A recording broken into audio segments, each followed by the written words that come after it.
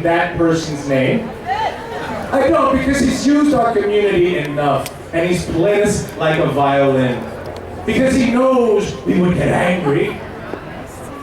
He knows it would cause a lot of headlines, and sure enough, he got that bump in the polls. But what he doesn't know is that we're on the brink of a kind of activism that just doesn't happen every day, because we are here to take that anger and turn it into action. We are here to take the arrows that are shot against us and not shoot them back, but take them, organize them, and make ladders out of them. We are here not to react in anger and burn effigies and say FTP and all that stuff. The homies got that covered. We are here, you are here, braving this cold because you're conscious. And you're going to spread that consciousness to all your communities. I want to ask, how many Latinos are here? Let's see. Beautiful. I want to take each and every one of you Latinos and ask you for a favor. Turn around and look around and say, thank you. Let's say a big applause to the non-Latinos that are standing side by side with us, helping us, reminding us that we're all part of this great American family. Thank you, people. Thank you, Anglos, Asians, African Americans, because this is what it's about. We are not to be divided and conquered like idiots. We're going to take this energy and turn it back on its head and say, you know what? We don't hate you. We hate your rhetoric, and it stops now. We are not who you say. Mexico does not send people. People send themselves to survive, to feed their families, to help to contribute to this country.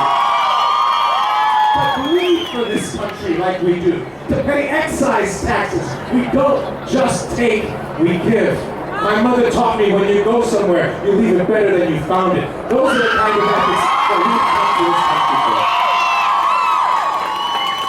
I want to thank each and every one of you guys here for waiting this long.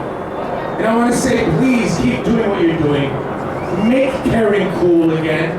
Make being conscious cool. You know, we talk about education, but education is only indoctrination unless you teach people to think for themselves. That's the key. Learn how to separate fact from fiction. Learn how to react. Learn how to take that anger and turn it into righteous indignation that says, no more. As a matter of fact, you've inspired us not only to vote, but to spread the word and to react in a way you had no idea. We love you. We care about you. Therefore, we will not allow you to abuse our brothers and sisters. Thank you. Thank you so much. Let's keep this up. Let's keep the spirit here. And I want to ask Federico Peña one thing right here, because we came up and I was saying, what can we say? You know, I feel like I've said it all between us. But, you know, what can we say to each other? What this is about. How do you feel about what's happening here? About not only getting people out to vote, but making more of these things happen around the country, taking their hate and turning it into love. Well, Esai, first of all, thank you very much for being here again. Come on, give him a round of applause. And Esai, one of the things that I worry about is how all these attacks affect our image, and it affects us in Hollywood, on the screens, in the news media, etc. You've been there fighting the fight. Tell us a little bit about what it feels like to be an actor, having to deal with all this abuse. Thank you, Federico. I just want to take a few seconds to share what it's like. It's like knowing you have so much more to give than you ever asked to give. It's like being a person with so much love in their heart and only being asked to do, you know, the usual things. And I feel wasted.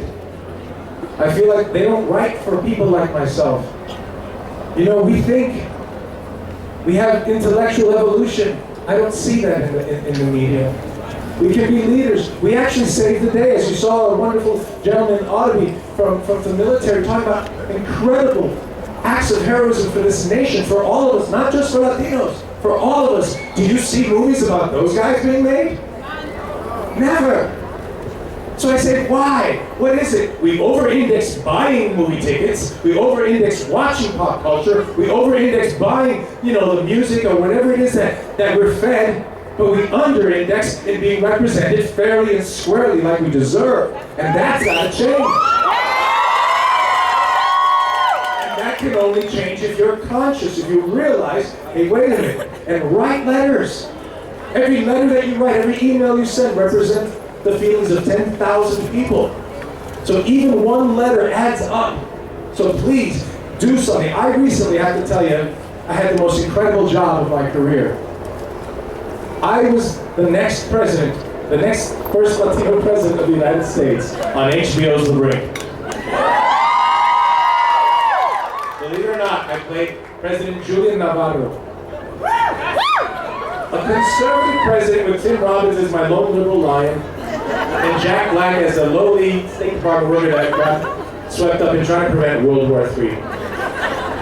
This show is intelligent, it's funny, it's out of this world, and unfortunately I found out yesterday, they canceled it after picking it up for seconds. So my heart is broken, because I felt so proud, because as they described that character in a way that I said, I'll do it. Why? Because even though it was a comedy, it described him as the only adult in the room. When do you see us in that position? When do you see us save the day? I'll tell you, in real life. In real life. We do. So I must ask you, please, go see those movies. Go, keep them in business, but watch what you watch. Notice the messages hidden inside these things.